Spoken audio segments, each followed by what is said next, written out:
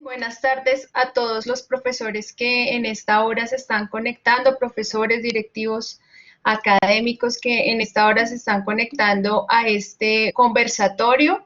Este conversatorio se ha titulado La autonomía en el aprendizaje en tiempos de pandemia y pues va a ser impartido o dirigido por el padre Vicente Durán Casas. El padre Vicente Durán pues es licenciado en filosofía, es diplomado en teología por la Pontificia Universidad Javeriana y además tiene un doctorado en filosofía en la Universidad en Múnich. Ya el padre nos contará un poco más acerca de eso. El padre en este momento se desempeña como profesor titular de filosofía en la Pontificia Universidad Javeriana. Además ha sido vicerrector, ha estado en varios cargos administrativos y pues en esta hora es un privilegio que como Centro para el Aprendizaje, la Enseñanza y la Evaluación podamos tenerlo en este momento liderando este conversatorio. Sin más palabras, le doy la bienvenida al padre Vicente y pues padre, el tiempo es tuyo. Muchas gracias por aceptar esta invitación. Bueno, muchísimas gracias por la invitación. Me siento muy honrado y muy complacido de que me hayan invitado. A Sandra Romero, un saludo y me alegra ver esa actividad del CAE+E que ha sido realmente en esta época tan difícil para la universidad. Ha sido muy activo como centro apoyando a los profesores,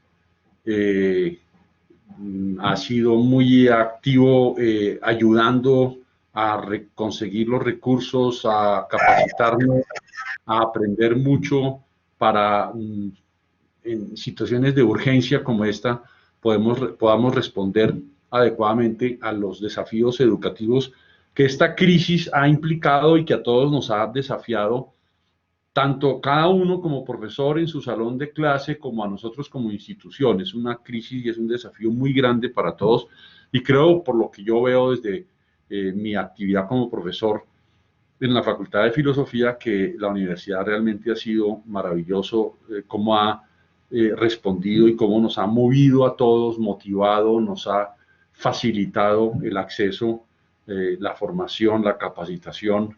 Y esta charla se debe un poco a eso, a que podamos sacar en este tiempo de periodo intersemestral, podamos sacar un tiempo para conversar, para reflexionar, para de pronto más allá de la actividad cotidiana de resolver este o aquel problema, podamos pensar nuestra actividad docente un poco más con algo de distancia, no con menos compromiso, sino todo lo contrario, con más compromiso, sobre un tema que fue el que me propuso Sandra cuando hablamos, que es la autonomía en el aprendizaje en tiempos de pandemia. Yo me puse a pensar y dije, uy, pero ¿yo qué puedo hablar de eso? ¿Yo qué puedo decirles a los profesores, a las personas? Y llegué a una conclusión. Voy a ser muy sincero, yo lo único que puedo hablar en esto, yo no soy educador, yo no soy pedagogo profesional, yo no he estudiado nada en particular sobre temas curriculares, sobre aprendizaje, sobre pedagogía, sino si acaso puedo decir algo, lo puedo decir a partir de mi experiencia. Y eso es lo que voy a hacer hoy, tratar de organizar un poco esa experiencia que yo tengo y compartirla con ustedes. Eso creo que es lo que estoy haciendo y lo que voy a hacer. No voy a utilizar ninguna de las herramientas que estas plataformas tan maravillosas como Collaborate nos permiten. Yo sé que tiene muchísimas posibilidades. Yo apenas tengo que reconocerlo, soy un iniciado en esta plataforma y yo sé que lo que yo uso es muy poquito de todo lo que se puede dar. No tengo ninguna presentación en PowerPoint. A mí me gusta que la gente que me escucha se concentre en lo que estoy diciendo y no niego esas posibilidades, pero creo que vale la pena darle a la palabra y a la comunicación personal, en la medida en que estas pantallas lo permiten, toda la importancia que tiene. Quisiera comenzar explicando o comentando algo sobre la misma palabra autonomía. en el aprendizaje en tiempos de pandemia, y haciendo el énfasis en la palabra autonomía. Es una palabra que utilizamos con mucha frecuencia. Todos más o menos entendemos qué queremos decir cuando la usamos, pero es bueno dejar en claro algunas cosas. Esta palabra, que procede de la filosofía y de la ética, específicamente de la ética de Kant, tiene unas raíces griegas, dos específicamente. La palabra autonomía procede de autos y nomos, que son dos palabras. Autos significa a sí mismo, automóvil es el que se mueve a sí mismo, y nomos significa una ley, o sí, una ley, algo que es una regla, algo que es prescriptivo. Astronomía, viene de nomos, la última parte, es las reglas, las leyes del movimiento de los astros, astronomía. Autonomía es una palabra un poco curiosa que tiene una gran importancia en la filosofía y en la ética en particular. Se habla de las éticas de la autonomía o autonómicas y éticas de la heteronomía.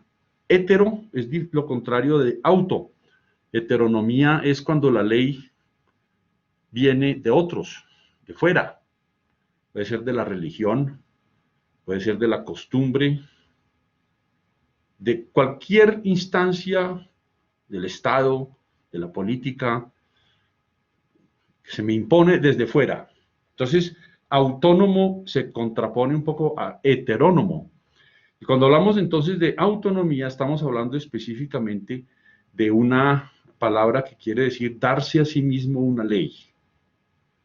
No es no tener leyes, como algunas personas quizás puedan pensar, que autonomía, yo soy autónomo, yo hago lo que se me da la gana, en el sentido de que no tengo leyes. No, no es, eso contradice completamente la palabra. Autonomía es que sí hay una ley, hay una regla, pero esa procede de mí mismo, no de fuera. Yo mismo me la doy. El tema es muy interesante, como ustedes lo ven, en filosofía y en particular en ética, donde se habla de la autonomía moral. Kant es el filósofo por excelencia de la autonomía moral. Consideraba que la ética debería ser autónoma para el ser humano, en el sentido de que no depende, su fundamentación no depende ni de la religión, ni del Estado, ni de las costumbres, ni de la política, sino la ética depende de lo que el ser humano mismo es capaz de sacar de sí. Y Kant decía que la ética de la autonomía era una época para la época de la Ilustración, en la que él vivió, en el siglo XVIII. Tiene un texto muy famoso que se llama así, ¿qué es la Ilustración? Y definía la Ilustración como la etapa o la época de la mayoría de edad de la humanidad. De manera que la autonomía es un concepto muy cercano a aquello de la mayoría de edad. Autónomo es el que es el mayor de edad, en contraposición con el menor de edad, el niño, que no se rige a sí mismo, sino que se rige por lo que otros le dicen. La mamá le dice, mijito, ahora es vamos a comer, y lo dice, ahora hay que parar porque está el semáforo, ahora caminamos, ahora hay que ir al baño, ahora hay que hacer esto. El niño no es autónomo, no tiene él mismo un principio. Hasta cierto punto sí lo tiene, pero digamos en lo que es su comportamiento necesita de la dirección de otros, dice Kant. Mientras que el que es autónomo no necesita de la dirección de otros, sino él se dirige a sí mismo. No para hacer lo que se le da la gana, repito, eso es importante, la autonomía no es no tener ley, sino tener una ley que procede de uno mismo. Bien. Esto es como introducción filosófica, pero no les voy a hablar en adelante de filosofía. Yo les decía, voy a hablarles más bien de mi experiencia, para hablar de la autonomía en el aprendizaje en tiempos de pandemia. Voy a hablarles de mi experiencia como estudiante en Colombia y en Alemania. Como oyeron en la presentación, yo estuve en Alemania estudiando 7 años, haciendo el doctorado en filosofía. Y eso fue una experiencia también como estudiante muy interesante. Voy a hablar entonces primero de mi experiencia como estudiante, como profesor, como directivo académico, que fui decano de la facultad. Primero fui director de posgrados de la facultad, luego fui decano académico, en esa época todavía había decano académico y del medio, y luego como vicerrector académico de la universidad, que fue la época quizás en que más me aportó para poder hablar de esto que vamos a hablar hoy. Como ustedes ven, es una experiencia muy diversa. Una cosa es hablar desde la experiencia como estudiante y otra cosa es como profesor. Las dos creo que se encuentran porque todos los que somos profesores, de alguna manera también hemos sido estudiantes, seguramente, ciertamente hemos sido estudiantes. De manera que esa experiencia hay que rescatarla. Yo creo que todos los profesores, lo decía yo en una charla también que di en alguna oportunidad para el CAEMACE, todos los profesores antes de ser profesores deberían hacer una reflexión como, ¿cómo fue mi experiencia como estudiante?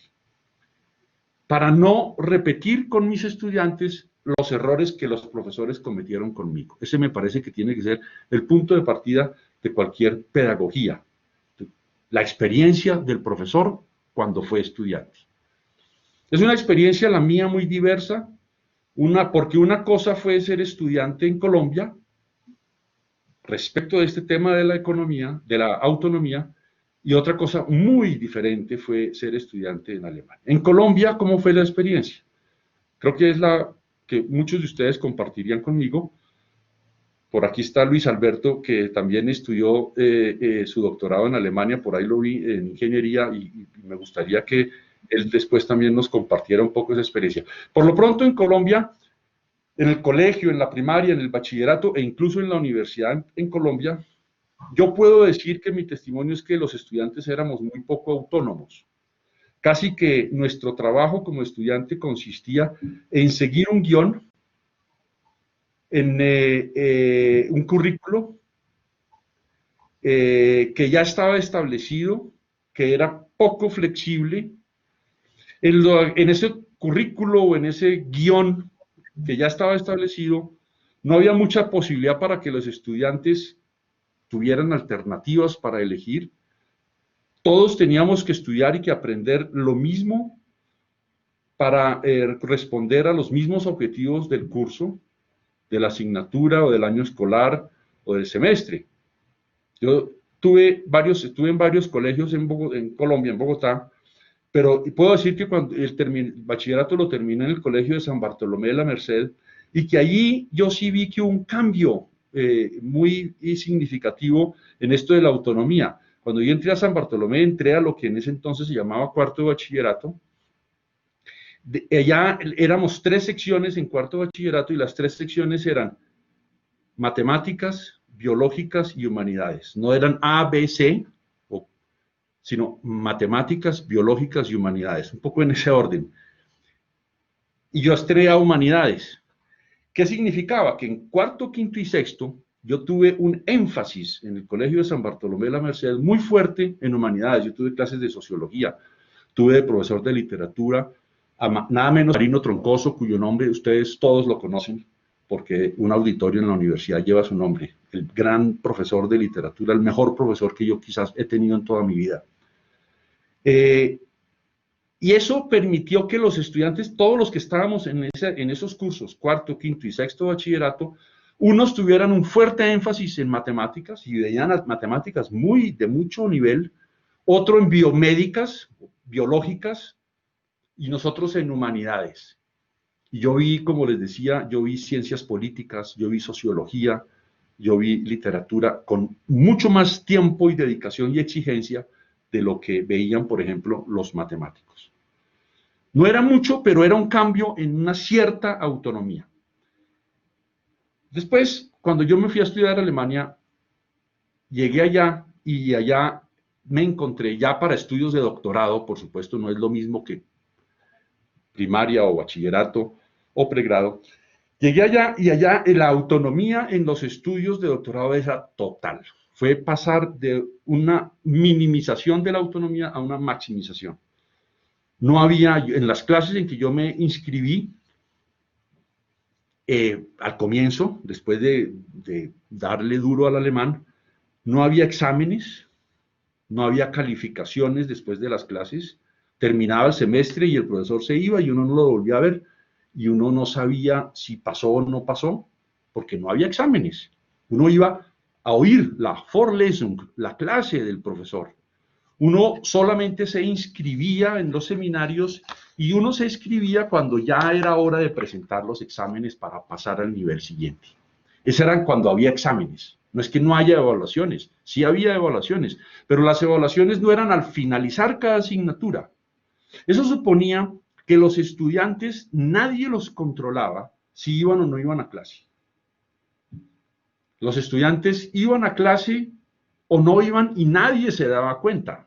Eso es un poco despersonalizado, porque esto era, al principio era en la Universidad de Múnich, que es una universidad muy grande, y en esas clases de filosofía eran salones a veces salones de más de 100 personas, escuchando al gran Herr Professor que hablaba y disertaba sobre un tema, y él hablaba y no tenía ni idea quiénes estaban sentados en los pupitres o en los auditorios, simplemente uno iba a escuchar. Y si uno iba y no iba, aprendía o no aprendía, era problema de uno, no era problema del profesor. Eso tiene sus desventajas, pero también tiene la gran ventaja y procede del hecho de que ya los estudiantes que llegan a la universidad están acostumbrados a eso desde el colegio. Desde el colegio hay una autonomía muy grande y en el sistema alemán era en ese momento así. Yo creo que eso ha cambiado después de los convenios de Bolonia. Las universidades alemanas se unieron al resto de las universidades europeas y cambiaron algunas de sus estructuras, pero yo creo que buena parte de esa tradición se mantiene, y es que se confía en que el estudiante quiere aprender, quiere estudiar, y eso es muy importante partir de ahí. Y por lo tanto, él es autónomo en la construcción, en elegir a qué clases va. Él tiene que presentar unos exámenes. Si asiste a las clases que no tienen nada que ver con esos exámenes, seguramente las va a perder. Pero es él el que va construyendo su currículo, su plan de estudios a partir de la oferta de la universidad. En Alemania, desde el colegio, esa autonomía en los estudios forma parte de la educación del estudiante. Y eso es muy importante porque cuando llegan a la universidad, ellos saben que hacer un buen currículo en la universidad depende básicamente de ellos, no de la universidad. Uno podría decir en el lenguaje de Kant, se les educa para ser mayores de edad, autónomos. Esa es básicamente mi experiencia como estudiante. Ahora quiero iniciar mi experiencia como profesor. Como profesor, mi experiencia ha estado marcada también por mi experiencia como estudiante. Cuando ciertamente yo regresé a ser profesor, dije, no, yo no voy a, lo que decía ahora, no voy a cometer los errores que quizás los profesores cometieron conmigo. He intentado fomentar al máximo esa autonomía del estudiante, en donde uno, por ejemplo, propone en las clases algunas lecturas, unos videos de YouTube o de otras, algún material de trabajo, y no estoy para nada controlando si ellos lo utilizan o no, si lo leen o no. Yo les digo, eso es problema de ustedes. Yo les digo, lean esto, yo no voy a hacerles un quiz. Si ustedes no lo leen, los que dejan de aprender son ustedes. Yo ya lo leí, yo por eso se los digo, se los recomiendo, léanlo. Ahora, si ustedes quieren leer otro, díganme, pero lo acepto. Eso se dice fácil, pero se hace más difícil. La experiencia me muestra que muchos estudiantes, si uno no les está controlando y no les está haciendo el quiz y hacer lo que llaman algunos control de lectura, sencillamente no van a leer la cosa. Ah, si eso no entra dentro del examen, ¿yo para qué lo leo? Es la mentalidad de muchos de nuestros estudiantes. Es la mentalidad heterónoma, que depende de una ley que otro me da. Si otro me controla, yo hago. Si otro no me controla, yo no lo hago. Eso es un aspecto muy negativo de nuestro sistema educativo sobre el cual podríamos hablar mucho, pero voy a seguir adelante porque si no nos demoramos.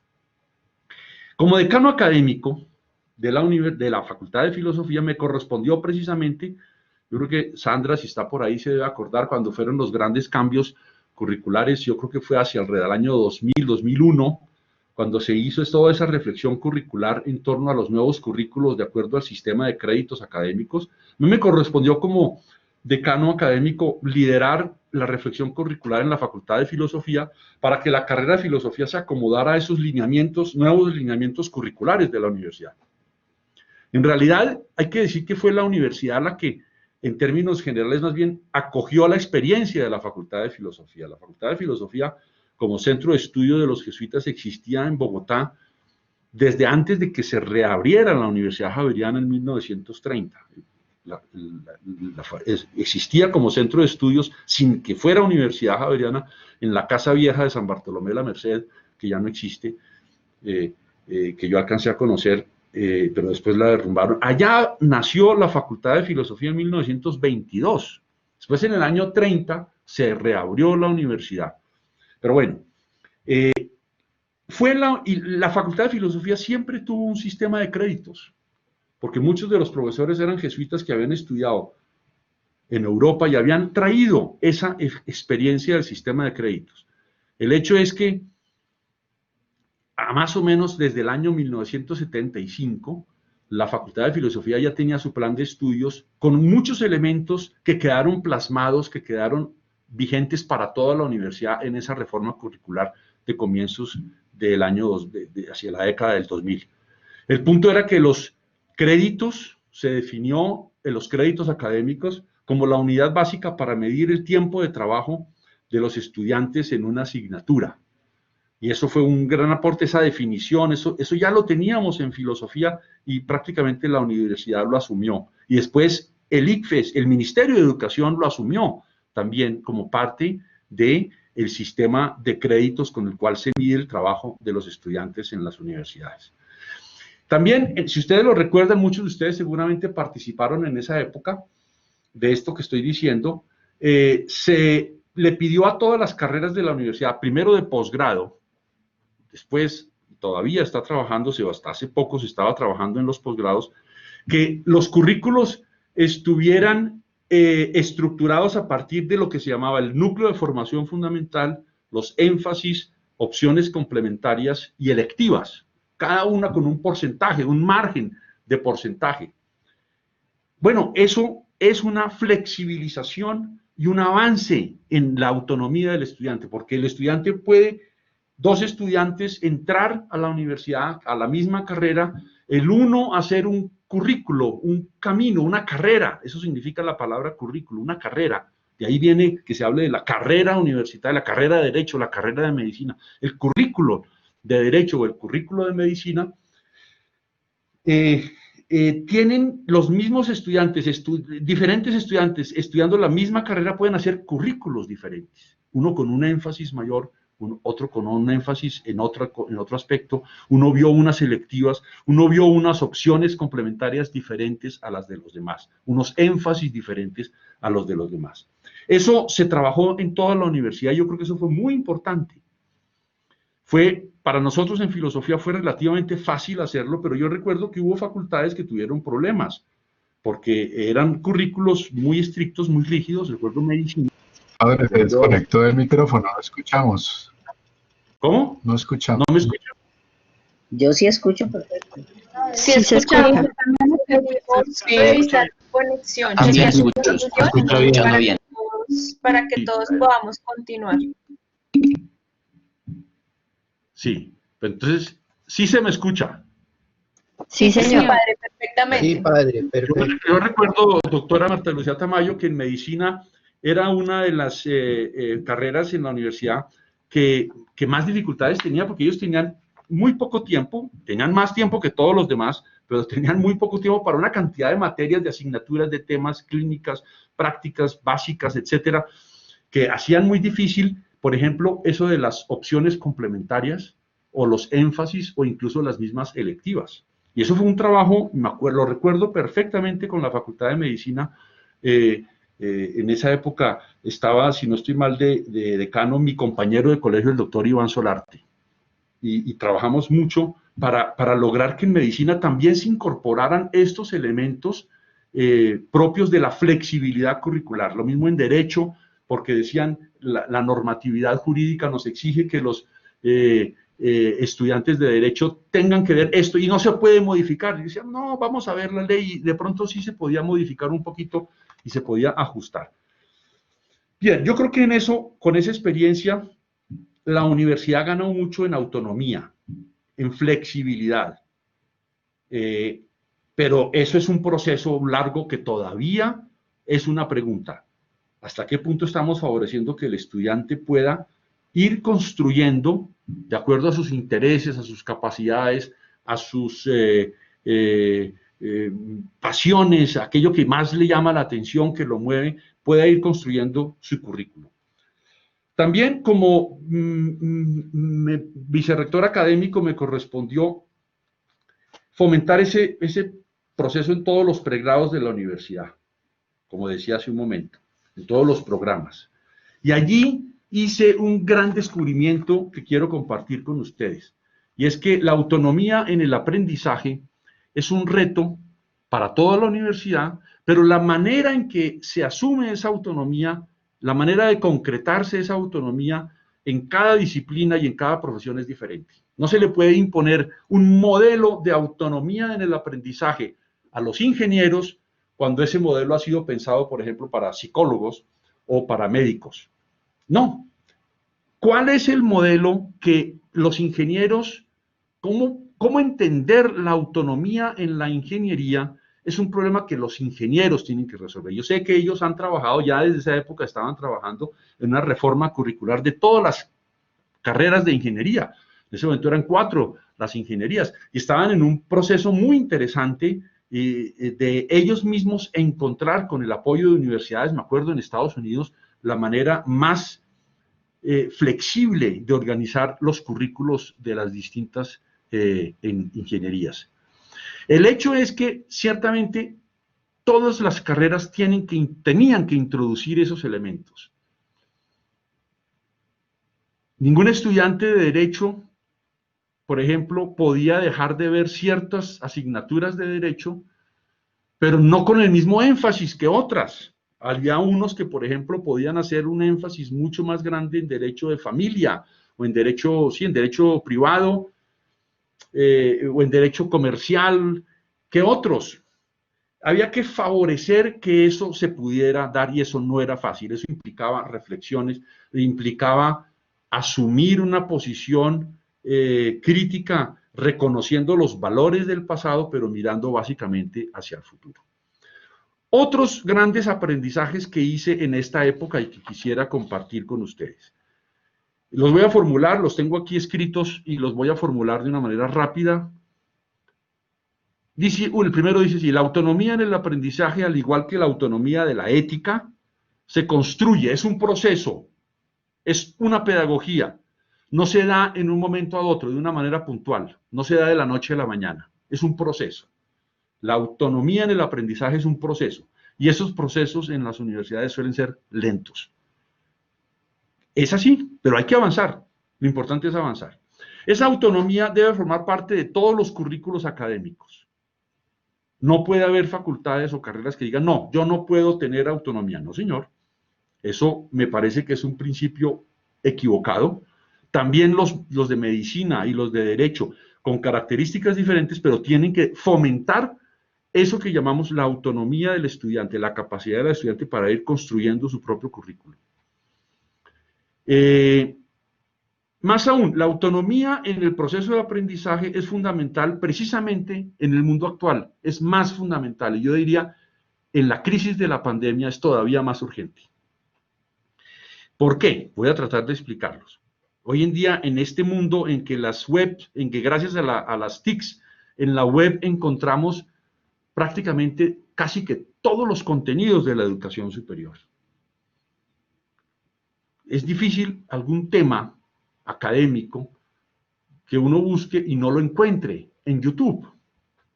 Yo sé que hay muchos más sitios en internet mucho mejores que YouTube, pero yo he hecho el ejercicio de buscar en YouTube cosas y hay cosas extraordinariamente buenas en mi campo. y otras pésimas, malísimas, que ojalá un estudiante nunca lo mire porque va a pensar en forma completamente equivocada. Ese es el problema de la web, que hay cosas que uno dice, qué bueno este video de este profesor sobre este tema, pero qué malo de este otro profesor. Entonces, precisamente la autonomía consiste en formar para saber discernir lo uno de lo otro. Y eso es lo que yo creo que en la universidad debiéramos todos esforzarnos. Lo que algunos dicen, aprender a aprender y aprender a desaprender. Yo creo que eso es lo que las universidades deberían enfocarse hoy en día, y ninguna carrera puede darse el lujo de formar profesores que enseñen cosas pero no enseñen a aprender, a desaprender lo que ya no es correcto, lo que es obsoleto, y a aprender cómo es que el conocimiento se renueva. Yo me acuerdo mucho, en esa época de vicerrector me impresionó haber conocido la experiencia de una universidad en Corea que daba títulos de ingeniero, en una muy buena universidad, muy renombrada, títulos de ingeniero de altísima calidad, pero otorgaba esos títulos con fecha de vencimiento. Usted lo graduamos de ingeniero y este título de ingeniero tiene fecha de vencimiento. Se vence tal fecha. A menos que usted, el egresado, tomara cursos de actualización, cada 3 años tenía que tomar un curso, y entonces se le renovaba el título de ingeniero. Si no tomaba el título de ingeniero, ese título ya no era válido. Eso me parece que es fundamental en la universidad. Eso es lo que la autonomía tiene que formar. Y eso es quizás el gran desafío nuestro como universidad. Nosotros tenemos que aprender, tenemos que enseñarle a la gente a aprender y a desaprender, a entender que el conocimiento es una construcción social que evoluciona, que se mueve. Claro, hay cosas que no cambian. Las leyes de Newton en la física, pues siguen siendo las mismas leyes que se utilizan para calcular la construcción de los edificios, el peso, la resistencia de materiales. Esas leyes no van a cambiar, y es muy importante que los ingenieros que construyen edificios tengan muy claro cuáles son las leyes de la física, porque gracias a las leyes de la física y a los buenos cálculos que hacen los ingenieros, los edificios no se caen, o los puentes no se caen. Y si hay terremotos y si hay inestabilidad de los suelos, qué importante que todo ese conocimiento, eso también evoluciona ese conocimiento, pero hay cosas que son básicas en ese conocimiento de la física que difícilmente se puede decir que cambian. Yo creo que el cálculo para que los edificios no se caigan, me corregirá Luis Alberto, que está por ahí, se hace con las mismas leyes de Newton. Y eso es muy importante, que haya entonces estudios de física, que haya estudios de ciencias básicas, de matemáticas, que permitan consolidar currículos que sepan qué se mantiene y qué cambia del conocimiento. Y eso es un desafío permanente en psicología, en filosofía, en cualquier disciplina, diría yo, es muy importante en cualquier profesión. Bueno, ahora quisiera, para ir terminando, para ir avanzando un poco más, me queda todavía un poquito de tiempo. Yo había preparado un capitulito o una parte que es la última, que es lo que yo llamo aspectos subjetivos y aspectos objetivos que condicionan o que favorecen o dificultan la autonomía del aprendizaje de los estudiantes. Voy a referirme primero a lo que yo llamo aspectos objetivos, que condicionan, que favorecen esa autonomía en el aprendizaje por parte de los estudiantes. Esos aspectos objetivos son aquellos que no dependen de las condiciones particulares o grupales de los estudiantes en cuanto a personas. Me refiero, por ejemplo, a aspectos objetivos a los planes de estudio flexibles, amplios, planes de estudios que permitan que cada estudiante construya su currículo, su carrera, carrera en el sentido de avanzar lo más que se pueda, ¿no? Eso es la palabra currículo, es eso. Que sean currículos que tengan electividad, complementariedad, interdisciplinariedad, flexibilidad, que vean que lo que la física nos dice de alguna manera es coherente con lo que la química de los materiales también nos dicen, y que no son saberes que no se comunican, que no están interrelacionados. Es muy importante que en los planes de estudio se favorezca esa flexibilidad para que un estudiante que tiene de pronto más interés en un tema que en otro pueda orientar ese interés. Claro, ahí surgen muchas preguntas sobre lo cual hablaremos más adelante. Sin que eso lleve a que se pierda, por supuesto, la identidad o las fortalezas de una institución, de un programa en un campo determinado. Hay facultades que tienen unas fortalezas especiales en un campo, más que en otros. Bueno, qué bueno. Eso debería ser claro y transparente para los estudiantes, ¿no? También dentro de esos aspectos objetivos que condicionan la autonomía del aprendizaje está el mantener lo que en la universidad llamamos esas opciones complementarias, los énfasis, las electivas, y afianzar los núcleos de formación fundamental, pero sobre todo evaluarlos constantemente, evaluarlo. ¿Cómo están funcionando los énfasis? ¿Cómo están funcionando esas opciones complementarias, esas electivas?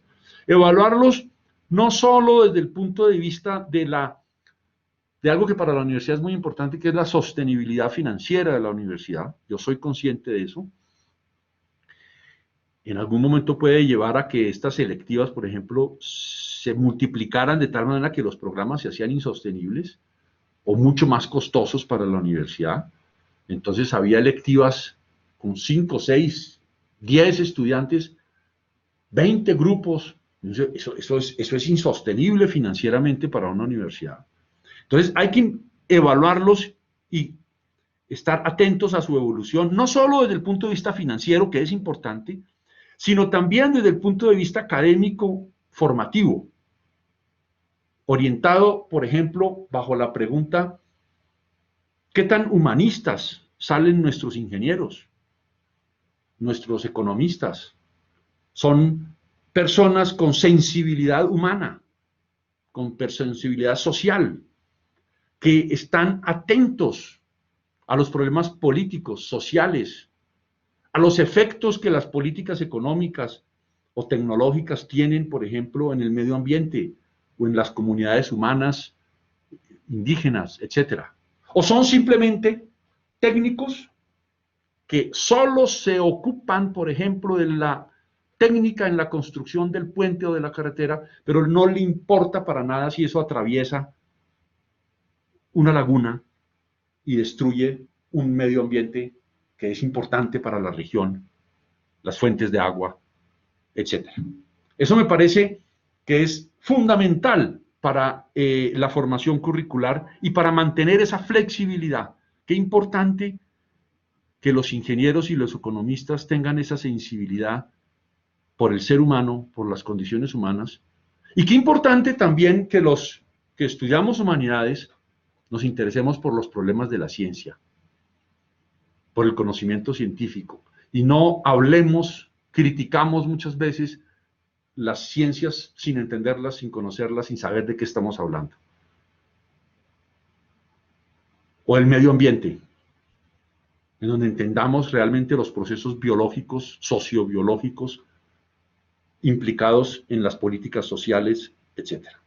Eso es fundamental, y la flexibilidad y la autonomía en el aprendizaje tiene que favorecer esos aspectos. No puede ser, por ejemplo, que estudiantes, en virtud de su autonomía, no se interesen para nada de las condiciones sociales de la ciencia y de la tecnología. ¿No? Un ingeniero, es muy importante que un ingeniero altamente técnico en su formación, hombre, tenga responsabilidad social. ¿Y eso lo favorece la universidad o no lo favorece? ¿Lo fomenta o no lo fomenta? Y para eso hay estrategias pedagógicas. Y estos son aspectos que yo llamo objetivos que condicionan, aspectos objetivos que condicionan la autonomía del aprendizaje. Ahora vamos a ver los aspectos subjetivos que creo que son los más complejos, los más difíciles. Los aspectos subjetivos que favorecen o que dificultan estos procesos de crecimiento autónomo en el aprendizaje y específicamente en los tiempos de pandemia. Estos aspectos subjetivos sí que se ponen de presente como dificultades, porque esto es muy bonito, como yo lo estoy diciendo, así un rollo, una palabra, un discurso, es facilísimo, es chévere y creo que todo el mundo dice, uy, qué interesante, qué bueno, pero póngalo en práctica en época de pandemia. Yo lo he vivido en el semestre pasado, las dificultades, y de ahí surge también buena parte de lo que les voy a decir enseguida. Esos aspectos subjetivos que favorecen o que dificultan la autonomía en el aprendizaje son las características que tienen que ver con la historia educativa de cada estudiante, de la institución donde recibió su formación básica, primaria, bachillerato. Tiene que ver con sus aspectos motivacionales que lo llevaron a elegir esta carrera o aquella otra. ¿Cómo está ese estudiante acostumbrado a que lo evalúen? A ser evaluado. ¿Por qué el estudiante, y esa es la experiencia que yo he tenido y les decía antes, si usted no le dice que no lea esto, pero yo no se lo voy a controlar, él no lo lee. La mayoría, hay algunos que sí lo leen, por supuesto. Pero ¿por qué es tan diferente esa situación si comparo con la situación alemana? No es que la situación alemana sea la ideal, pero yo sí recuerdo que el profesor en la Vorlesung decía, yo recomiendo esta lectura. Todo el mundo iba inmediatamente a la biblioteca y nunca le iban a preguntar en un quiz qué decía ese libro. Pero, ¿por qué? Bueno, eso tiene que ver con esos aspectos subjetivos, con la historia educativa de esos estudiantes, sus motivaciones, la manera como están habituados a ser evaluados, cuáles son sus hábitos de lectura, de estudio, sus hábitos de trabajo en grupo. Hay estudiantes habituados a trabajar en grupo. ¿Por qué? Que les encanta el trabajo en grupo. ¿Por qué? Porque el trabajo lo hacen otros. Y si no, a ver, eso es un aspecto que dificulta tremendamente esa autonomía en el aprendizaje. Tiene mucho que ver con algo que a mí siempre me ha preocupado mucho en un país como Colombia, en donde hay un altísimo porcentaje de estudiantes que son los primeros en sus familias, la primera generación de estudiantes universitarios en sus familias. Es decir, que sus papás, ni su mamá ni su papá fueron a la universidad, pero ellos sí van a la universidad. Esa situación sociológica es muy importante, porque gracias a Dios hoy en día están accediendo a la educación superior. Estoy pensando más que en la Javeriana, en muchas zonas, regiones de Colombia, en donde realmente es masivo el acceso de nuevas generaciones de estudiantes cuyos padres nunca fueron a la universidad. Esas personas con características de su familia, del sitio donde habitan, tienen las condiciones adecuadas para que cada uno de ellos se dedique al estudio y que pueda hacer todo lo que se necesita para poder ser un buen estudiante. Hombre, alimentarse bien, tener espacios adecuados para el estudio, poder hacer algo de deporte, de recreación, de cultura. Y en época de pandemia, yo sinceramente les digo, cuando daba clases y me imaginaba las situaciones y después conversando con los estudiantes, sobre todo al final haciendo la evaluación, me daba cuenta de eso. Estudiantes que durante muchas de las clases que yo les di, me decían, no padre, yo estaba en la clase en pijama en mi cama, yo tenía ahí el celular prendido y ahí lo seguía usted. Bueno, por lo menos tenía el celular prendido y no apagado, pero ¿son esas las mejores condiciones? Evidentemente que no. ¿Cuáles son esas condiciones reales del hábitat de nuestros estudiantes para poder decir si estamos fomentando, si esas condiciones fomentan o dificultan o impiden a veces ese crecimiento en la autonomía para el aprendizaje.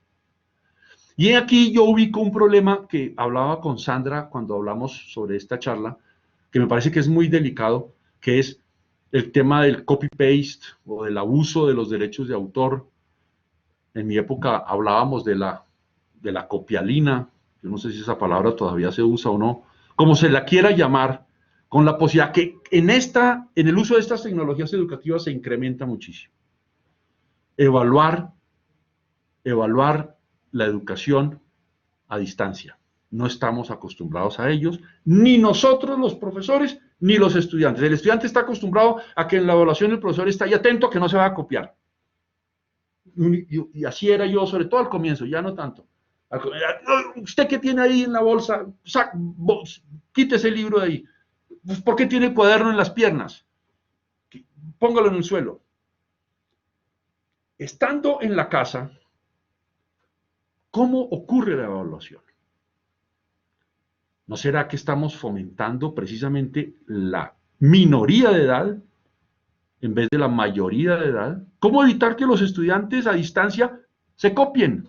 Eso es un problema tremendo. Es un cuestionamiento muy grande el que está surgiendo, no solo a la educación a distancia, sino al sistema educativo. Porque desde chiquitos estamos acostumbrando a los estudiantes a que si no hay examen y no hay evaluación, no leen. Yo recuerdo en mi propia experiencia como estudiante, sobre todo en primaria y en bachillerato, que si eso no entraba dentro del examen, fuera, no me interesaba para nada. Me interesaba a mí era pasar el examen. Ese es un problema muy difícil, muy complejo, y en el fondo yo me alegro mucho de que vuelva a surgir ahora precisamente a propósito de las tecnologías virtuales, porque no solo cuestiona esta educación remota, sino que, como decía, cuestiona todo el sistema educativo, todo el sistema de evaluación en la educación, que parece estar pensado para que los estudiantes nunca lleguen a ser mayores de edad. A mí me da risa, estudiantes en la universidad, incluso mayores, ya gente mayor, en posgrados, que en su comportamiento en las evaluaciones es completamente infantil, de minoría de edad. Gente que está haciendo un posgrado, abogados, he tenido, qué pena si hay algún abogados, no sé por qué, que como que son los que más tienden como a ese juego de sentirse niños que tienen que buscar la manera fácil de pasar un examen, cuando uno dice, oiga, pero a usted no lo que interesa no es aprender. Bueno, ese es un problema muy complicado. Cometer plagio, yo creo que esto es importante decirlo, cometer plagio, que puede ser una forma de hacer trampa, en los paisas creo que decir pastelear, hay muchas maneras en que los estudiantes, el lenguaje subterráneo cambia mucho con respecto a eso, es muy interesante desde el punto de vista sociológico. En cualquiera de sus formas, cometer plagio es una falta, y según la ley, incluso técnicamente el plagio es un delito según la ley colombiana.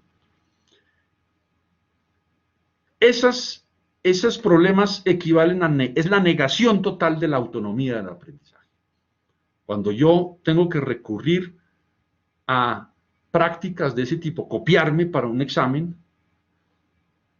cosa que en las nuevas tecnologías es inevitable, cualquier estudiante coge el celular y llama a otro, oiga, la pregunta 5, sí, ponga que, bueno, ya, listo. Eso es inevitable, a través de muchas formas, incluso hay formas de hacer las preguntas, me decían que precisamente en Collaborate, en esta herramienta, hay la posibilidad de hacer preguntas de tal manera que cada pregunta para cada estudiante es diferente. Esas son maneras de no enfrentar directamente el problema de fondo, y es que hemos creado un sistema educativo que favorece el que los estudiantes siempre se comporten como menores de edad. El plagio es eso, y ocurre en todas partes del mundo. En Alemania, en los últimos años, 2 ministros, el ministro de Defensa y la ministra de Educación, tuvieron que renunciar a sus cargos porque le demostraron plagio a cada uno en su tesis doctoral. De manera que allá también ocurre. Y eso pareciera contradecir lo que dije antes. Yo creo que no lo contradice porque son casos particulares. Precisamente allá se sabe y se denuncia. Y es gravísimo, es mucho más grave que aquí. Pero poner la herramienta punitiva, legal, penal, me parece que es equivocarse también con respecto. Es un problema pedagógico. El plagio es un problema pedagógico, no un problema judicial. Es un problema del sistema educativo, en donde el estudiante es mucho más interesante copiarse que aprender. Y en países como nosotros, en donde se tiende a volver natural esa práctica, banalizándola, haciendo mofa de ella, o criminalizándola, volviéndola un delito, es no haber entendido que el problema es de otro orden, es un problema pedagógico. El plagio en el derecho es un delito, pero en la educación es un problema pedagógico. Incluso hay softwares, a mí me tocó, cuando era vicerrector me cayeron muchos vendedores de software que querían vendernos un software para detectar el plagio en la universidad. Yo digo, es una buena herramienta, yo no niego que se pueda usar. Pero a mi juicio, eso lo que hace es multiplicar el plagio y la trampa. Porque lo que hace es que muchos estudiantes lo sigan haciendo, pero sin que los pillen. O inventándose la manera de hacerlo sin que los pillen. Cogen un trabajo, dicen, este trabajo se puede modificar en la redacción de tal manera que no, el software ese famoso no lo va. Y eso ya lo están haciendo esas oficinas que quedan por aquí, muchas en la séptima, cerca de la Javeriana, donde hacen trabajos de grado para los estudiantes por un monto de dinero. Yo creo que la única manera de combatir esto, que es el peor enemigo de la autonomía del estudiante en el aprendizaje, es comenzar desde chiquitos, con la pedagogía y sobre todo con fomentar en los estudiantes sentimientos, más que ideas, sentimientos de rechazo al plagio. Cultura estudiantil de rechazo al plagio. No mediante cacería de brujas, eso no sirve. Pero sí como práctica que lleva a que en la institución educativa, desde pequeños, desde los kinderes, yo creo, se puede hacer eso, hasta en las universidades, se fomenten la transmisión de sentimientos, y enfatizo la palabra sentimientos, no ideas abstractas, no de que el plagio es delito, eso un estudiante no lo entiende,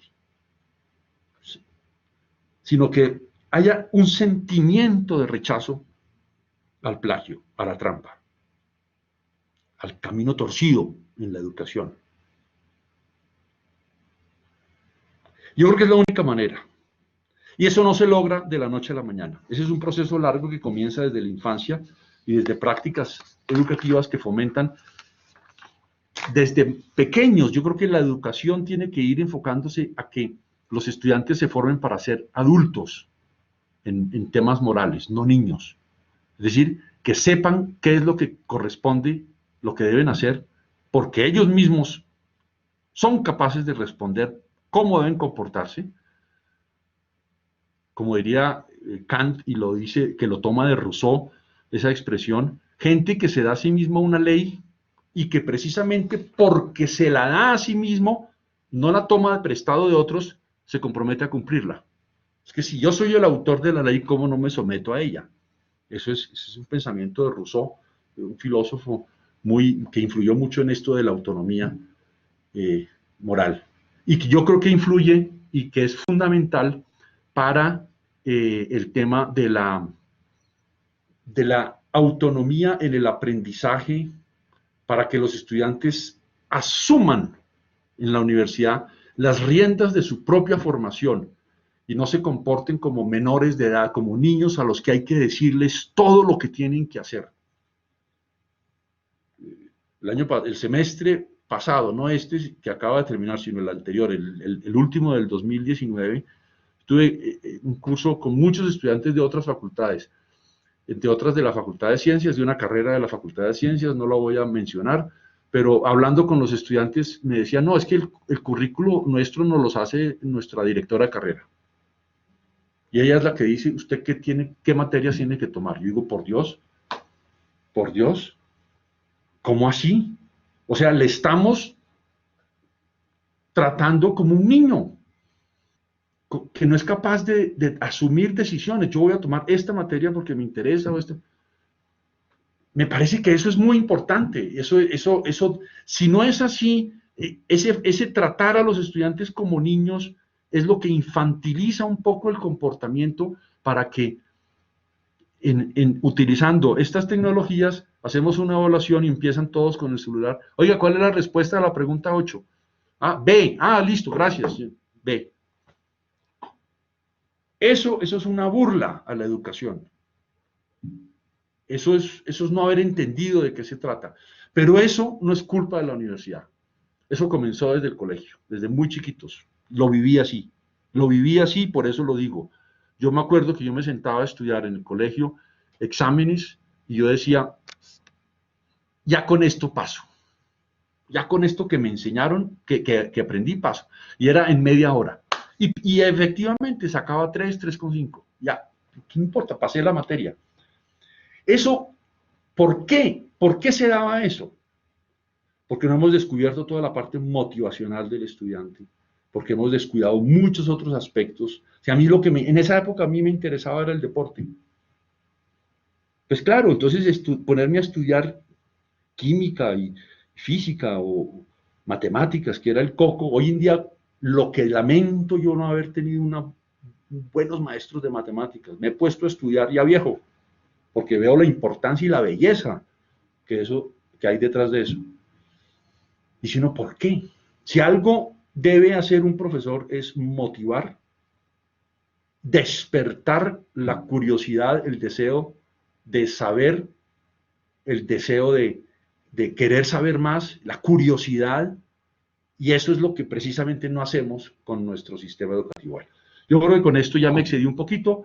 Me parece, yo no sé cómo es el sistema ahora, pues si quieren pedir la palabra, si es intervención, no tienen que ser preguntas, yo no tengo yo estoy seguro que muchos de ustedes llevan más tiempo como profesores que yo y tienen experiencias muy válidas, de tal manera que me gustaría oír comentarios y si hay alguna pregunta que yo pueda ayudar a resolver, con mucho gusto, repito, desde mi experiencia como profesor. Padre, muchas gracias por su reflexión, por su intervención. Quiero contarle que en este momento Ingrid del KMAC ha tomado nota de las preguntas que han ido formulando algunos de los asistentes. Entonces, hay algunos que están pidiendo la palabra. Y hay algunos que están pidiendo la palabra, entonces le daríamos la palabra inicialmente a Ingrid con estas preguntas. Perfecto. Y luego seguiríamos con quienes están tomando la palabra, pidiendo la palabra. Muchas gracias. Perfecto, muy bien, muchas gracias. Entonces, Ingrid, tú nos dirás.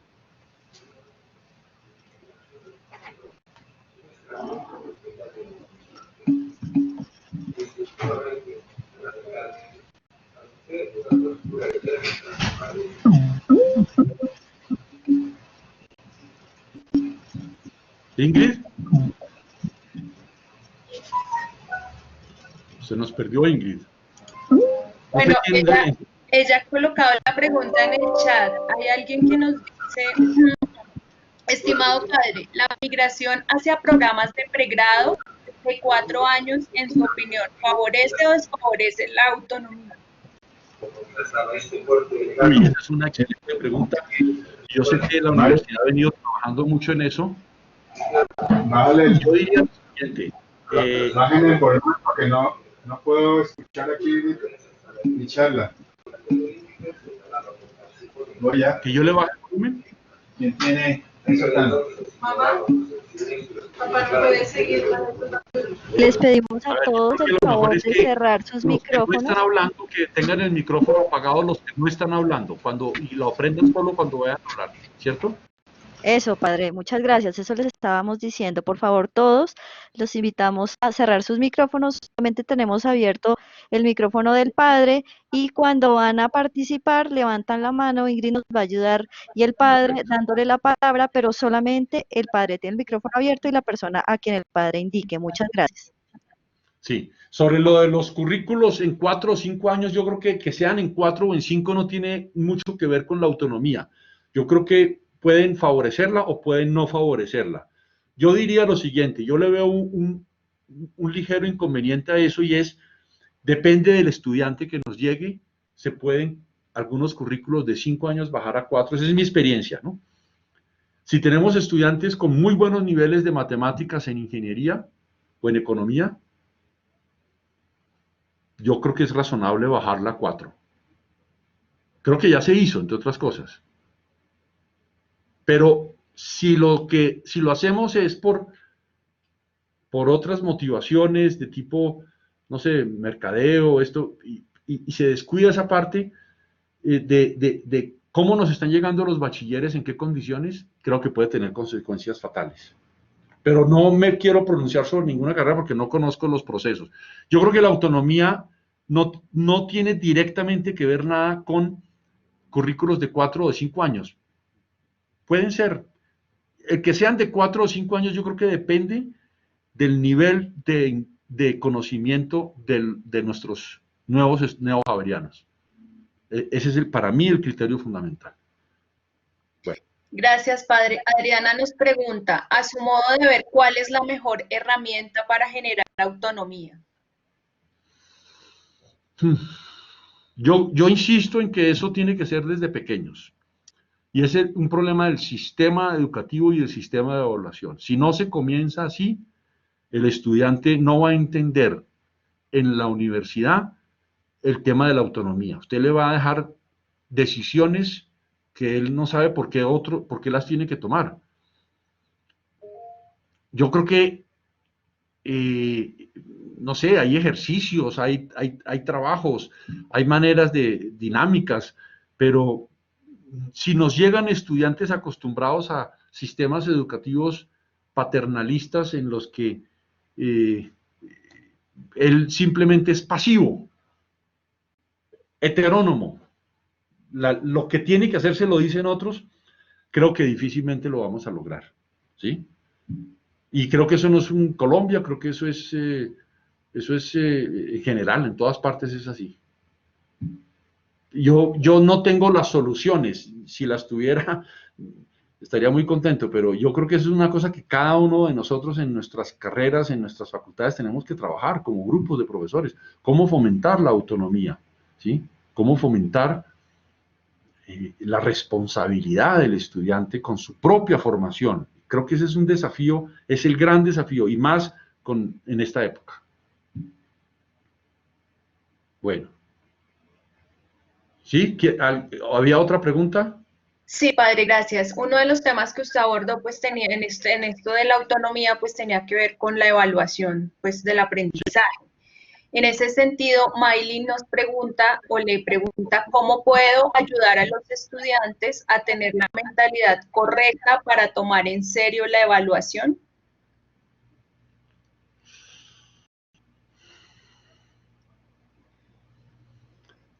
Yo insisto, si eso solo se da en la universidad, es muy difícil. Pero creo que hay que hacerlo. Yo creo que hay que fomentar la autonomía. Y es hacerle caer a la cuenta del estudiante de que el día de mañana, pues, ellos ya son adultos, ya son jóvenes, pero son personas que tienen que responder por su vida. Está la parte educativa, yo siempre he creído que esto del plagio hay que asumirlo como una cuestión de formación. Hay que mostrarles que es un delito. Claro, el plagio es un delito, pero además es una estupidez. Y eso es lo que no caen en la cuenta. Muchas veces los mismos profesores. Entonces, si nos centramos en que es un delito, una falta, y es grave, y lo echan de la universidad, pues entonces lo que el estudiante va a hacer es ver la manera de que no lo pillen. Cuando lo que tenemos que hacer es mostrar que es una estupidez. Es una estupidez. Y la pregunta es si estamos convencidos de que es una estupidez. Y yo creo que el sistema favorece que no es una estupidez, sino que paga, que es bueno hacerlo y que es conveniente hacerlo. Me desbordan, si quieren las soluciones para fomentar esto, yo creo que conversando con los estudiantes, yo no creo en lo represivo, yo creo que solamente cuestiones represivas para esto, pues puede que tengan efectos, asusten a la gente, como dicen las cámaras, eso en los centros comerciales no evitan que haya robos, pero por lo menos el ladrón la tiene más difícil porque sabe que lo están grabando. Yo creo que a lo que aspiramos no es a eso, ¿cierto? A lo que aspiramos es a que haya una conciencia autónoma, es una conciencia de que es que no se debe robar, que no se debe hacer plagio, no se debe copiar. Eso es muy difícil, lograrlo es muy difícil y sobre todo en una cultura nuestra como la nuestra, en donde eso se favorece, en donde eso se alaba, el cool, el estudiante que es el papayazo, es que el profesor se fue de la clase al baño, entonces dio papayazo para que nos copiáramos. Esa es la mentalidad que hay que combatir, ¿sí? Que la gente entienda que si el profesor se fue a clase, no está dando un papayazo, sino que es una estupidez aprovechar eso para copiarse, algo así. Pero créanme, yo sé que muchas preguntas son de ese tipo. ¿Cómo lograr esto? Si yo lo supiera, por favor, yo creo que eso es algo que tenemos que lograr entre todos. Gracias, padre. Hay preguntas relacionadas en torno a algunas expresiones o algunas palabras que usted ha utilizado, algunos términos.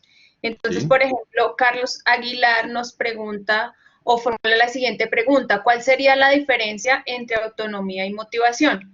Pero por su parte, Juan Manuel hace la pregunta sobre cómo relacionar las palabras o los conceptos de confianza y responsabilidad con autonomía. Sí. Sí, yo creo que la motivación es fundamental. Esa es mi experiencia. Yo creo que yo nunca, en el colegio, nunca estudié en serio porque nunca estuve motivado. Y eso es lo que yo más me esfuerzo por lograr en los estudiantes, motivación. Mostrarles que lo que vamos a ver en clase es interesante. A veces uno lo logra, a veces no, pero yo creo que ahí tiene que estar nuestro esfuerzo, tratar de motivarlos. Y para motivarlos, lo primero hay que saber es como qué es lo que los motiva a ellos, ¿sí? Entonces, eso, yo creo que la habilidad de un buen profesor, en buena parte, consiste en eso, en poder saber hacer las referencias, no sé, a situaciones de... Yo, por ejemplo, a mí me gusta mucho el fútbol y el deporte. Yo en clases de ética, por ejemplo, hago mucha alusión a los problemas éticos como se presentan en un partido de fútbol, ¿sí? Si el jugador en una situación tal, y como que aterrizar lo que estamos viendo en un autor, que a veces es abstracto, es complejo, aterrizarlo a una situación particular de un juego de fútbol. Eso, por ejemplo, yo creo que es una manera de motivar, ¿sí? Pero pues ahí está la clave de la buena pedagogía. Yo creo que si no empezamos por una buena motivación, conocer a nuestros estudiantes, por eso el no verles las caras, yo no soy enemigo de la educación virtual, ni mucho menos. Yo creo que es un apoyo fundamental hoy en día, pero también igualmente o más fundamental es poder en algún momento ver la cara del estudiante y oírlo, decirle qué le gusta, qué le interesa, cuáles son sus reales intereses cotidianos, ¿no? No puede ser que el estudiante en esta situación de pandemia esté angustiado porque su papá está hospitalizado con el coronavirus y uno quiera que se concentre, pues de alguna manera hay que engancharlo. Y yo creo que ese es el gran desafío, ¿sí? Sí. Padre, aunado a eso hay una pregunta que formula Ángela Amarillo y ella dice: dentro de los aspectos que favorecen la autonomía, los subjetivos son, a mi modo de ver, los más difíciles de abordar. ¿Cómo enfrentarlos cuando nuestros estudiantes vienen de diferentes sistemas de formación y nuestras clases no son personalizadas? ¿Hay algunas ideas para eso? Es que el problema ahorita es que nos obligaron a tener virtualidad sin que nosotros nos lo hubiéramos propuesto. Entonces, esta virtualidad de la que estamos trabajando, o estábamos trabajando, era obligada, era forzada. Yo traté de hacerlo lo más cercano a los estudiantes. Yo decía, pues en cada clase trataba de que los estudiantes a los primeros 10 minutos de la clase hablaran, contaran cómo estaban en su familia, en su hogar, en el sitio donde están viviendo, como esos aspectos subjetivos, ¿no? Si tienen algún familiar enfermo. Y hubo cosas muy interesantes. A veces nos quedamos más tiempo del planeado hablando de eso, porque un día los estudiantes se pusieron a hablar de lo duro que estaban viviendo, ¿sí? De no poder salir, de no poder verse con sus amigos. Y yo decía, bueno, pues gastemos la clase en eso. Eso es muy importante, ¿sí? Porque, ¿qué saco yo? Entonces, bueno, ya, suficiente. Ahora sí vamos a concentrarnos en esta teoría y cuando el estudiante está despreocupado porque hace 2 meses su papá está enfermo o la estrechez del apartamento donde viven no les permite autonomía para leer. A veces está la familia con música a todo volumen porque hay un estudiante adolescente que quiere poner música a todo volumen, el otro está estudiando matemáticas complejas en la casa, entonces, bueno, use los audífonos, la otra está viendo televisión.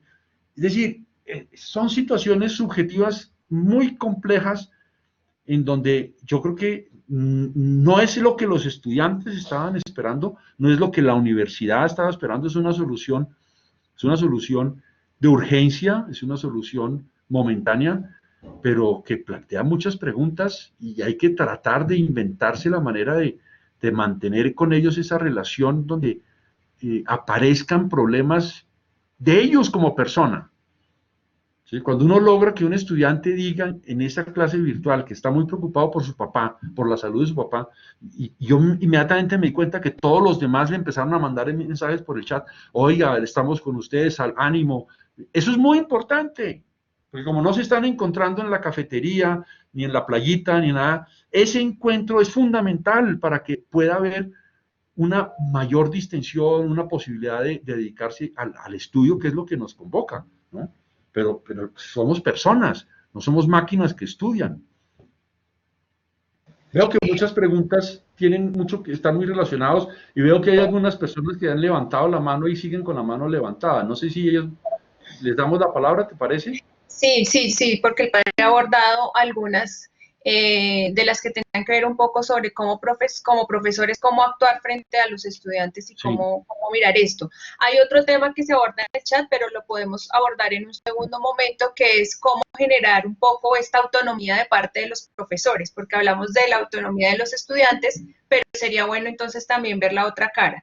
Entonces, si quiere, padre, les sugiero que demos la palabra, unas 2 o 3 intervenciones muy puntuales, por favor, y luego volvemos a las preguntas del chat. Muy bien, entonces veo a mi colega de estudios en Alemania, Luis Alberto Jaramillo. Luis Alberto. Sí, gracias. No, quería simplemente comentar, en este momento estoy dictando para el Ministerio de Vivienda una charla que se llama Errores en Ingeniería, la otra pandemia. Sí. Y es la consecuencia precisamente de los ingenieros que estamos sacando, ¿sí? En alguna ocasión yo encontré a un estudiante copiando, le quité del celular y demás, y él me comentó después por fuera que él veía que su papá ingeniero así tenía que hacer trampa para subsistir.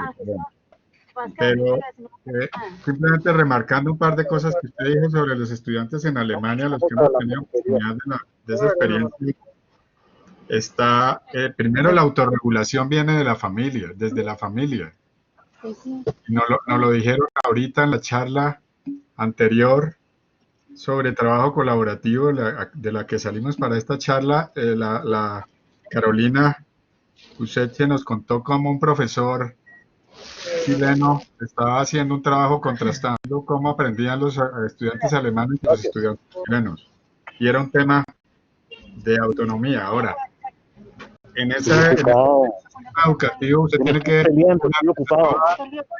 A ver, ¿alguien tiene un micrófono por ahí que nos está entorpeciendo? Luis Arturo, ¿nos podrías ayudar, por favor, silenciando tu micrófono? Muchas gracias. Sí, Luis Alberto, sigue. Sí.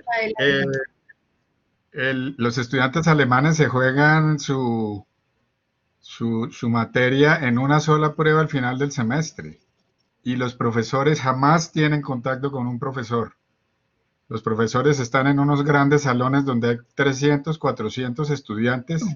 Nadie va a poder entrar a interactuar con el profesor y de ahí salen a buscarse la manera de cómo estudiar y cómo poder responder a ese examen de final de... Y otra cosa que es muy importante es que ellos tienen conocimiento contextualizado. Los estudiantes alemanes de ingeniería en particular tienen que hacer a mitad de carrera una práctica profesional, ¿cierto? Donde se contextualizan en todo. Y lo que decía el padre ahorita, vienen con sólidos fundamentos. De manera que desde el colegio vienen con sólidos fundamentos, lo que los hace muy autónomos en poder. Aquí nos toca comenzar por darles introducción a matemáticas, introducción a la física, introducción, porque vienen absolutamente cojos. Eso era lo que yo quería dar, simplemente reforzando lo que el padre nos contaba. Muchas gracias, Luis Alberto. Veo también a mi amigo, compañero Sergio Trujillo.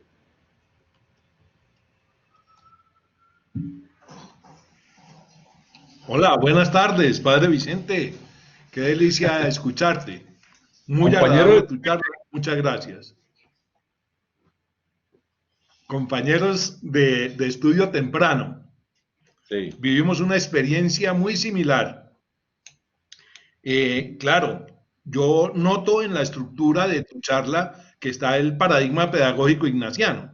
Arrancaste de una experiencia y reflexionas sobre esa experiencia y a partir de esa reflexión tomas decisiones y nos vas dando alternativas. Y eso me encanta, observar esa pedagogía ignaciana. Yo quería hacer algunos comentarios breves en torno a algunos puntos de tu charla. Quizás el primero, el reconocer que si bien uno puede comparar la heteronomía con la autonomía como si fueran polos opuestos en el mismo nivel o plano, lo que ocurre normalmente en el desarrollo de nosotros los seres humanos es que somos heterónomos en ciertos momentos y luego nos hacemos autónomos, o es de esperar que nos hagamos autónomos si el sistema educativo o en general la cultura favorece el desarrollo de esa autonomía. Pero casi que yo estoy convencido de que nadie llega a la autonomía sin haber heterónomo en algún momento. Me parece, por ejemplo, diciente que cuando María y José llevan a Jesús al templo a presentarlo, que más o menos era la edad en la que en el pueblo judío se llegaba a la adultez, que era aproximadamente los 13 años, y se van, ya él no sale con ellos, y entonces ellos se devuelven y lo encuentran hablando con los doctores de la ley. Eso me parece muy diciente, porque es como si la adolescencia fuese precisamente ese momento en el cual todos tenemos ocasión de cuestionar las leyes que nos han enseñado, que nos han llegado por la vía de la tradición, y luego de discernirlas, de discutirlas, asumimos aquellas que nos parecen justas, que sería un poco lo que corresponde a la definición de autonomía de Kant, ¿cierto? Autónomo es aquel que se da a sí mismo la ley, pero no toda la ley, sino aquella ley que considera justa.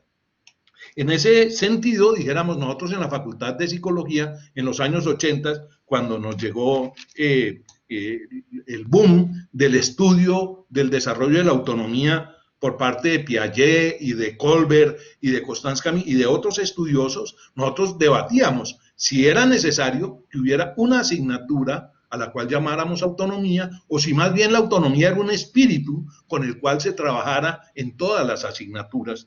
Y creo que nosotros llegamos en ese momento a esa decisión.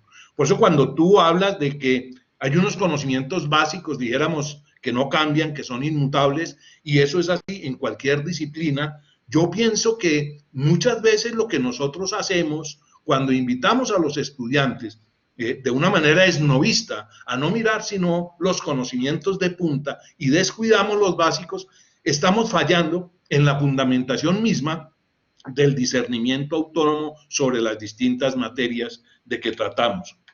Y por último, quería decirte que hay algo que me asombró y me admiró, y es tu énfasis en los sentimientos como el fundamento de la formación. Ciertamente esos sentimientos de rechazo al plagio o esos sentimientos de admiración y de búsqueda de la verdad y de la transparencia son, por así decirlo, el lugar en cada ser humano en el cual nosotros tomamos nuestras decisiones morales. De manera que muchas gracias, Padre Vicente. Con mucho gusto. Gracias a ti, Sergio, por los comentarios. Había pedido también la palabra la doctora Marta Lucía Tamayo. Sí, señor, gracias. Sí. Es que me pareció muy importante un tema que usted tocó tangencialmente, padre, porque es una experiencia que nos pasa con frecuencia en las clases nuestras. Parte del proceso de respetar la autonomía de los estudiantes es que no podemos obligarlos, por utilizar alguna palabra, a que prendan las cámaras. Usted mencionó el hecho de no verlos, ¿no? Para mí, que además de genetista soy comunicadora, es importante verle la cara a la gente, hablarle a los ojos, ganarme ese estudiante y emocionándolo cuando lo puedo ver, cuando él me puede ver a mí. Como no, entiendo que nos han dicho que no podemos obligarlos a prender cámaras, porque eso es como si los obligáramos a ir a clase, y que si no quieren, pues es parte de su autonomía. Entonces, en teoría no podríamos, pero yo no sabría si usted o alguien del grupo tiene otra idea mejor, porque realmente uno a veces ve los pocos que prenden cámara, están como usted lo dijo, tal cual, acostados en una cama, el otro nos deja viendo la chimenea de la sala y se va, y cuando uno interactúa y le pregunta, no está. Es decir, hay una serie de situaciones que van mucho más allá de la autonomía, o sea, y más allá de simplemente obligarlo a estar, es poderlo ver. ¿Cómo manejar esa situación? ¿Qué hace uno ahí? Es muy difícil. Yo creo que yo insistía en este punto, Marta Lucía, y es que nuestros estudiantes y nosotros fuimos obligados a esta modalidad, no optamos por ella como pudiendo optar entre varias. Normalmente la educación virtual, yo tengo un gran respeto por ella, es por gente que opta por ese tipo de educación, ¿no? Entonces, este no es el caso. Nuestros casos son estudiantes, todos en la universidad, que se inscribieron a cursos o a una carrera presencial, con algo de virtualidad, pero presencial, y les tocó llegar a un momento en que casi todo prácticamente era virtual, o en la modalidad a distancia. Y eso hace que falta esa motivación. Yo he conocido gente que ha hecho excelentes programas virtuales, pero porque quieren hacerlo. Yo le decía una vez en una charla, me acuerdo en la universidad, cuando pensábamos el tema de la virtualidad, yo decía, mire, la virtualidad no es para acortar distancias. El ideal es que un estudiante virtual pueda tomar un curso virtual en la universidad viviendo enfrente a la universidad. La virtualidad es una modalidad educativa, no un problema de acortar distancias. Eso se llama educación a distancia, era la educación, y la Javeriana fue pionera de eso en Colombia. Era para estudiantes que vivían en el Chocó o en la costa, en sitios muy lejanos y no puedan venir. Entonces, era a distancia. La educación virtual es un tipo de educación que se le abre la posibilidad, por ejemplo, a una persona que vive aquí en la 39 con séptima, en estos edificios, y quiere estudiar virtualmente. El problema de él no es que no pueda venir a la universidad, el problema es que quiere estudiar virtualmente. Ese tipo de estudiante es muy difícil de encontrar. Yo creo que el profesor Jaime Alejandro Rodríguez, con todo lo que él ha trabajado el tema de la virtualización, yo me acuerdo hace tiempos, hace rato que no tengo mucho contacto con él, pero creo que ese es uno de los puntos que él me lo hacía ver a mí. Educar virtualmente es una manera de educar. Entonces, la asincronía se vuelve mucho más importante. Entonces, uno les pone un trabajo a los estudiantes, unas guías, un material, y simplemente uno dice, bueno, háganlo. Y nos vamos para cada uno para la casa, y cada uno lo hace en el tiempo que pueda. Eso no es lo que nosotros estamos haciendo, por lo menos no en filosofía. Lo que nosotros hacemos es utilizar Collaborate como salón de clase. Y se llama así, en Collaborate se llama así, ¿sí? O utilizar Teams como salón de clase. Y eso es muy difícil, eso no, pues hay que hacerlo porque lo primero es la salud. Lo mismo está en los colegios, en el mismo problema. Yo soy miembro de la Junta del Consejo Superior de un colegio en Bogotá, que me han invitado a acompañarlos, y exactamente el mismo problema que en la universidad. Una profesora nos decía un día, ¿cómo en jardín infantil por internet? Por Dios. Eso tiene que ser la mamá, el papá, que estén ahí con el niño o la niña. Eso es muy difícil, porque estamos obligados a eso. Eso no es la modalidad del colegio o de la universidad. ¿Sí? Bueno. Veo que había pedido también la palabra José Antonio Magallón. Muchas gracias, padre. Buenas tardes. Sí, quisiera explicar mi experiencia desde el tema que usted trató y que se me hace muy, muy importante, que es la motivación hacia los estudiantes. Digamos, estudié yo programación neurolingüística, un diplomado, y me ha servido bastante para poder quitar creencias en las alumnas y alumnos y poderles cambiar la forma de pensar. Y sí, la motivación para mí es indispensable. O sea, usted ya lo nombraba. ¿Cómo lo llego a lograr con las alumnas y alumnos? No, a veces no es fácil, es durante el semestre. Primero, yo estoy convencido de lo que yo les estoy diciendo. Relaciono mucho con vivencias mías ya del área profesional. Me dedico al diseño estructural y en arquitectura imparto las materias del área de estructuras. Entonces les platico a ellos casos y relaciono mucho diferentes áreas, hasta la física. La relaciono, les digo, ustedes vieron física en bachillerato, les digo el sentido del aprender. Todo eso, padre, yo veo que va permeando en ellos el gusto por aprender. Cuando ellos logran apoderarse del gusto por aprender, es algo que ya no se les quita. O sea, es como una bolita de nieve, crece, crece, crece, y eso se permea en el grupo. Por eso yo veo tan importante ese contacto en el salón con los estudiantes, porque yo puedo estar viendo sus gestos, quién entiende, quién no entiende, y sobre todo la autoestima también es muy importante. Si alguien me dice a veces en clase, profe, creo que voy a hacer una pregunta boba. No, le digo, no hay preguntas bobas.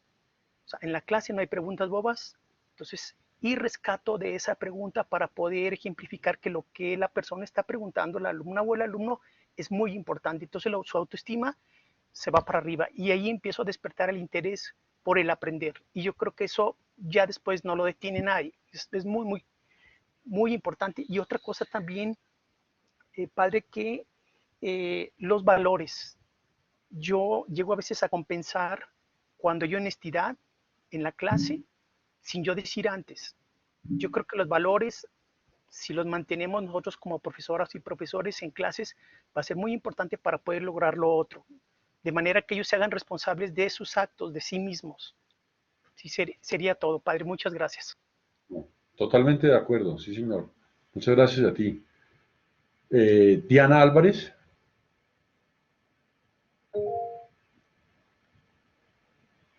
Diana.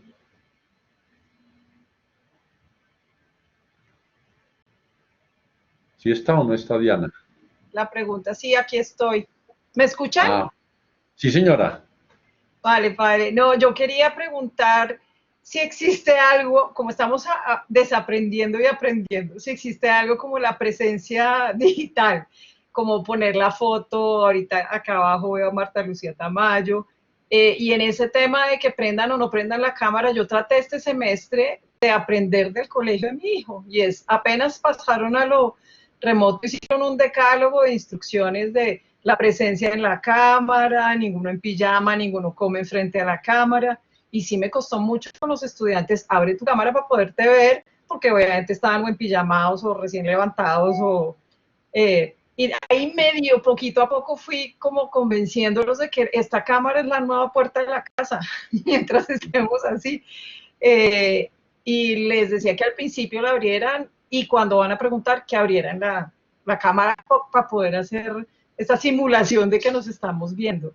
pero realmente es difícil. O sea, a mí, mi preocupación en este momento es cómo generar esa conexión desde ceros, porque en el tránsito que tuvimos el semestre pasado sí nos conocimos. Y era como, ya que te vi, ahora tengo una imagen tuya. Mi duda infinita ahorita es yo cómo voy a hacerme una imagen mental de ellos y ellos de mí. Sí. Esa era la pregunta. Yo también traté de esa técnica, pero fracasé, Diana, porque una vez les decía, bueno, pero ponme la cámara. No, profe, es que mi cámara está dañada. Entonces, pues yo a lo mejor estaba dañada, pero me da la impresión de que todas estaban dañadas. Y ellos no quieren que uno los vea. Es mi impresión. Algunos sí, pero la mayoría no querían que uno los estuviera viendo. Sí, amén. Beatriz.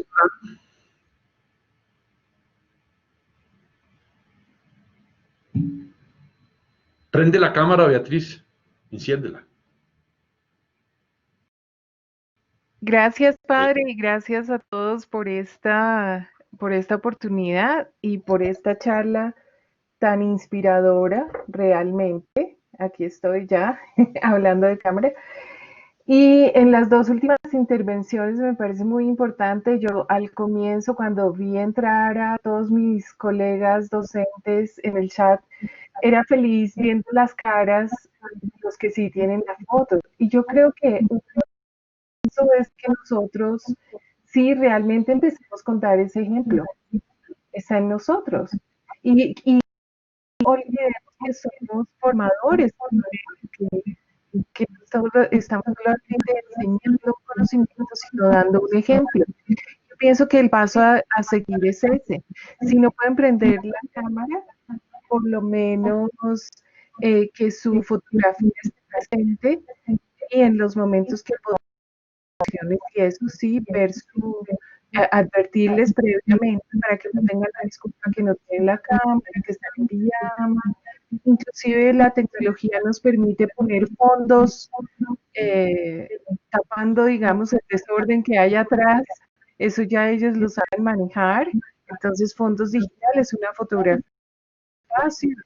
O sea que, en resumen, esta autonomía sigue siendo mucho la responsabilidad de nosotros de motivarla, pero motivarla, pienso yo, desde un ejemplo en las nuevas condiciones.